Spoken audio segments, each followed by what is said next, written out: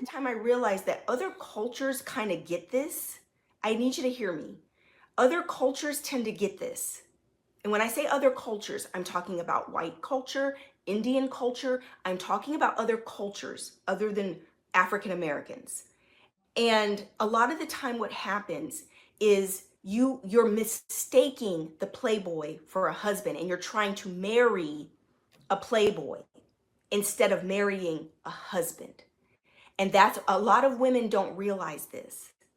A lot of women don't realize this. And this is why you continue to have such horrible dating experiences, because you could be sitting there ignoring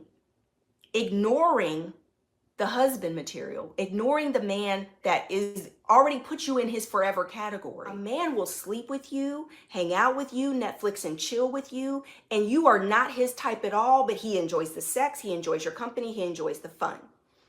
And now as a woman, you've put this type of man into the husband material. They looked at the playboy and said he just wasn't the one, he wasn't faithful, he wasn't ready to settle down. But Rebecca, as a matchmaker, I want you to find me the man who looks like Mr. Playboy, who wants to be loyal and faithful to me and committed to me, and find me my husband, but I want him to look like Mr. Playboy and act like Mr. Playboy. And that's when I stopped matchmaking. And you're blinded to all the red flags,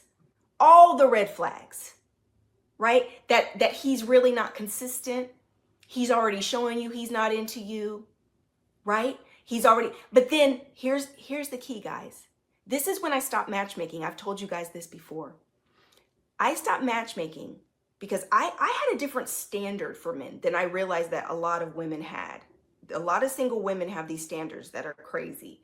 And I met my husband, and when I was matchmaking, I realized that the women, my female clients, would have not even given my husband a chance. They wouldn't have dated him because my husband is a good man, a solid man, right? A strong man. I mean, my husband, but literally, it was like I realized that's not what a lot of these women are looking for. And you know, I've done videos about this, about how women and their expectations of men have gotten so ridiculous. And women have a tendency to go from one of these relationships to the next, to the next, to the next, because all you're going off of is who you like and who you're interested in. I'll tell you this, ladies, it almost doesn't matter who you like. It doesn't matter if you like them. Who likes you? Who's into you? Who is seeing you as you're there forever? Because like I say, as women, we get to choose who to date, but men choose who they marry. The man's putting a ring on it, not the woman. It does not matter who you like. All right, so let's get into it. Women are choosing the bad guy. Why women are choosing bad guy? Anybody can go ahead and chime in first. Go ahead, Cause Andrew. You it ain't said makes nothing. their Go coochie tingle. That's ahead. Go all. ahead, Cook. Uh, it's funny because they, when you find an older woman that's not married and not even, it's always, there must be something wrong with her. Or, hear me out. She just ain't, don't want a bad guy. And where she at ain't in there's a lot of bad guys and she not wasting her time. So I think women that didn't have fathers, um, didn't have good male role models in their life, choose bad guys. We've all choose like maybe my high school boyfriend was a football player, but he was a bad guy. I just didn't know how to read him. But after that, I mean, you kind of grow up, right? Don't you grow out of that? And I'd rather be sitting here in my closet on Lapeef's show than to be dealing with a bad guy. So I can't relate because I'm quick to cut. I'm trying not to curse so much on the Sunday show. This is my New Year's resolution. I'm quick to cut people off that are not I'll cut you off. That's it, you know?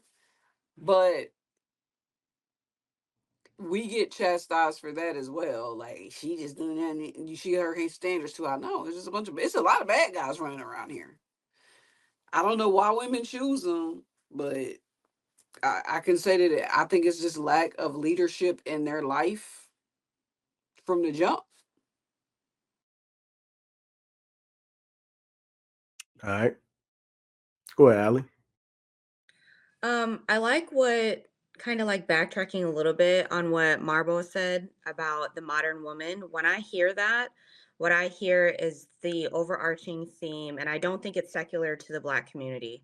Um, the deinstitutionalization of the sanctity of marriage, period. And if we're going to bring it back to the Christian Bible, it's vanity, the book of Ecclesiastes, which is the shortest book in the Bible, which is kind of surprising that more women just don't read it. Vanity can manifest itself in many different ways. So if we're talking about the likes of Melissa Ford, obviously it's the surface level vanity things. From my experience in the white community, it's not necessarily all about looks, but just about the picket fence, right? They like to keep up with the Joneses in that regard. So why women like to pick the bad guy, I think boils down to that. They've been completely deinstitutionalized on the sanctity of marriage. They are prioritizing things that are incredibly vain and all of those different arms. And I think that's the core of the reason why they continue to pick the bad guys, is because they're not having that introspective look into things, and they're not in tune. They're just not trying, they're not putting forth the effort to look into why things aren't working out. Because I would like to think of myself as more of a realist. I'm not going to try to fit a round ball in a square hole, or you know what I mean? It's just, so a lot of these women go into these relationships thinking that they're going to take, you know, a guy from the hood, a guy from the streets, and oh, he's marriage material. Sweetheart, like, call it a spade a spade. If you're there to have fun and do that, salute, you know. But they're stuck on that vanity thing, and that's where I say it's been deinstitutionalized. They just have a completely wrong mindset from the jump. So, and like I said, it's not just secular to the Black community. I think it touches on every community. Being from the Asian community, I will agree that it's a stronger presence of what to look for as far as husband and wife material, and not to get caught up in those things that are vain. So, so yeah, I think that's where I'll land. Go ahead, Angie. Okay. Go to Cloud, then go to Angie. Go ahead. Personally, I think it's a self-esteem issue. Over some time, I've come to that conclusion. I think that the real reason why women date bad guys is because the women who date bad guys, deep down, they know they ain't shit. And because they know they're not shit, they feel as though a guy who's not shit is what they deserve.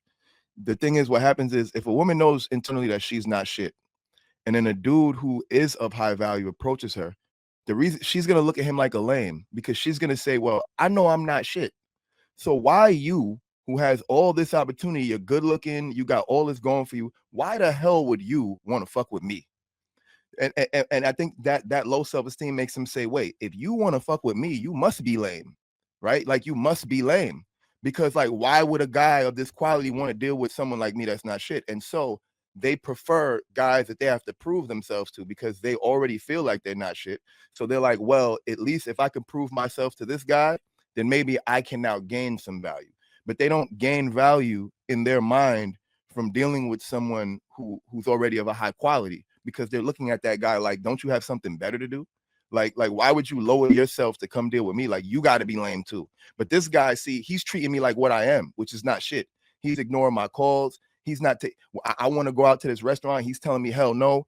You know, he's cursing me out. He's did it, and that's what she feels like she genuinely deserves. And so now she's like, damn, dealing with him, I actually have to get better, because I gotta try my best to get his interest, which will force me to become better. Whereas the guy who has it all together doesn't really force her to become better, because he accepts her as she is, but or as what he perceives her as, and he might perceive her as something to be good, but in her mind, she doesn't accept that.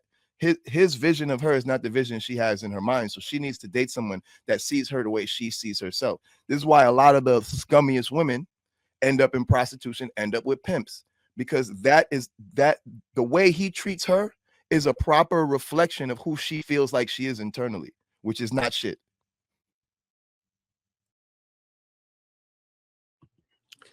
That's And hold on, I just facts. want to add to that too, and I want to add to it because the reason why I say that, I read this book by Esther Vilar.